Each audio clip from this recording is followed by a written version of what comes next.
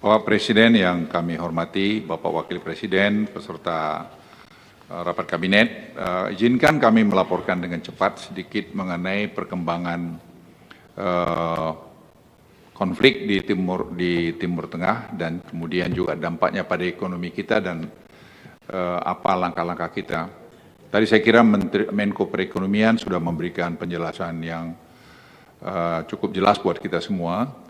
Kita tidak perlu ada kekhawatiran berlebihan dengan keadaan di sana, nanti akan kami jelaskan di sini. Nah, kalau kita lihat operasi Fury dan Roaring Lion, serangan Amerika Serikat dan Israel ke Iran, itu mereka menargetkan seperti ini, ada 3, yaitu melumpuhkan pertahanan udara Iran, melumpuhkan kapasitas Iran, dan seterusnya seperti yang ada di slide. Juga saya ingin menambahkan pada peserta rapat yang terhormat bahwa bangsa Iran ini sebenarnya bangsa Arya, jadi tidak mudah juga ditaklukkan. Kalau kita lihat slide berikutnya, jumlah rudal yang ditembakkan Iran menurun tajam, ya, karena 50% peluncuran rudal dilaporkan telah dihancurkan, tapi juga jangan lupa mereka sudah membuat drones yang murah yang bisa ditembakkan hampir dari mana saja. Tetapi teknologi AI seperti slide yang Bapak saksikan itu juga memang berkembang. Jadi ini adalah menurut saya perang teknologi dan juga spirit untuk melawan.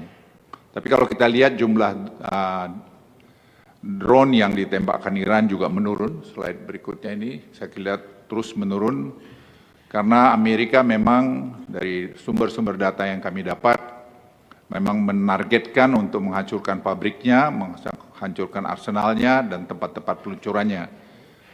Namun Iran juga cukup cerdik, mereka melakukan mobile peluncuran. Kemudian kalau kita lihat juga lalu lintas kapal keluar masuk Selat Hormuz juga mulai membaik. Tetapi tetap juga masalah asuransi untuk kapal di slide 4 itu juga kita lihat masih tinggi. Dan ini masih tentu ada kekhawatiran yang di berbagai pihak. Tapi juga kita jangan lupa, Iran ini juga punya kepentingan karena hidup mereka banyak tergantung pada pada minyaknya. Dan juga di dekat Iran itu juga ada fasilitas mereka yang sangat besar untuk memproses minyaknya menjadi end product. Ini hal-hal yang perlu kita pahami. Angkatan Laut Iran itu menjadi sasaran serangan Amerika untuk mengamankan penutupan Selat Hormuz, dan itu telah dilakukan oleh mereka. Mereka sudah menghancurkan kapal-kapal angkatan laut dari Iran. Tapi juga Bapak Ibu sekalian, Bapak Presiden, situasi sangat fluktuatif. Kalau kita lihat di sini, kapal tanker Amerika Yunani terbakar setelah Iran mengklaim serangan drone bawah air. Kami laporkan Bapak Presiden, memang dari sumber-sumber yang kami dapat, drone dari Iran ini juga sekarang dikembangkan drone dari bawah air. Dan ini menjadi, kalau istilah saya seperti lapor pada Bapak kemarin, seperti perang di gerilya di Papua.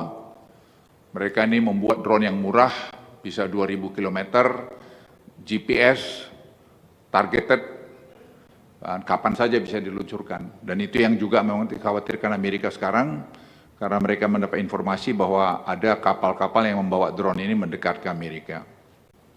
Bapak Ibu sekalian, kami juga ingin melaporkan sistem komando Iran juga dilakukan pengeboman, dan juga dari teman-teman di Amerika juga cerita bahwa mereka sekarang juga sedang menyiapkan serangan-serangan lebih efektif, targeted dengan menggunakan B-52 setelah mereka menggunakan B-2.